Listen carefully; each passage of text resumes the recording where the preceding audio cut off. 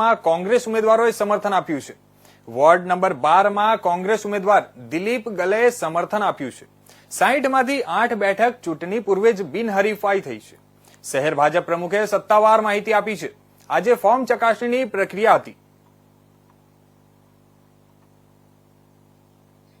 નામાંકન ભરી અને ચકાસણી માટેનો દિવસ હતો। ચકાસણી બાદ જેમને પોતાના ફોર્મ પાછા ખેંચવા હોય અથવા દાવેદારી કરવી હોય એના માટેનો સમય શરૂ થતા વોર્ડ નંબર 3 અને વોર્ડ નંબર 4, વોર્ડ નંબર 14 આ બંને વોર્ડના કોંગ્રેસના ઉમેદવારોએ ભારતીય જનતા પાર્ટીના ફેવરમાં પોતે પોતાના નામાંકનો પાછા ખેંચી લીધા છે।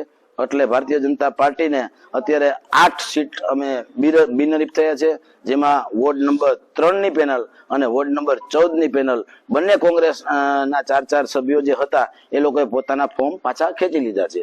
એક વોર્ડ નંબર 12 માં દિલીપભાઈ ગલે અમને ટેકો જાહેર કરેલ છે, એટલે કુલ કોંગ્રેસના 9 ફોર્મ પાછા ખેંચાયેલા છે।